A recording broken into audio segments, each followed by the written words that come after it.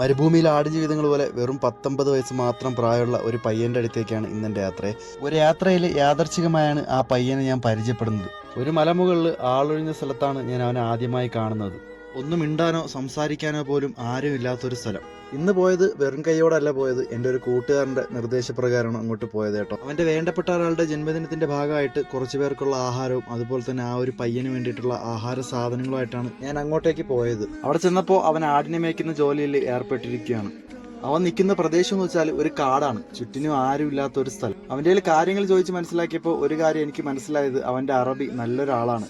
ആഹാര സാധനങ്ങൾ തീരുമ്പോൾ കൃത്യമായിട്ട് അവനിക്കുള്ള ആഹാര സാധനങ്ങൾ കൊണ്ടു കൊടുക്കും. അതുപോലെ തന്നെ കറണ്ടും നല്ല അടച്ചുറപ്പുള്ള ഒരു റൂമും ഉണ്ട്. പക്ഷെ എപ്പോഴും ഒറ്റപ്പെടലാണ്, ആരുമില്ലാത്ത ആ ഒരു കാട്ടിൽ ഇവൻ ഒറ്റയ്ക്കാണ്. ഇപ്പോഴേക്കും ഇവന്റെ പ്രായം ഒന്ന് ആലോചിക്കണം, വെറും 19 വയസ്സ് മാത്രമാണ്. ഈ ഒരു പ്രായത്തിൽ ജോലി ചെയ്യുന്നതിന് ഒരു തെറ്റുമില്ല, പക്ഷെ ആ ഒരു സമയത്തൊക്കെ നമ്മൾ എന്ത് ചെയ്യുന്നു എന്ന് ആലോചിക്കണം. അവന്റെ വീട്ടിലെ കഷ്ടപ്പാട് ബുദ്ധിമുട്ടുന്നുണ്ടാവാം ഈ ഒരു പ്രായത്തിൽ ഇവൻ ഇവിടെ ജോലി ചെയ്യുന്നത്. ഇവ എൻ്റെ അടുത്ത് പറയുന്നത് വേറൊന്നുമില്ല, രാത്രി ആകുമ്പോഴേക്കും രാവിലെ ആകുമ്പോഴും ഒരുപാട് പേടിച്ചാണ് നിൽക്കണത്.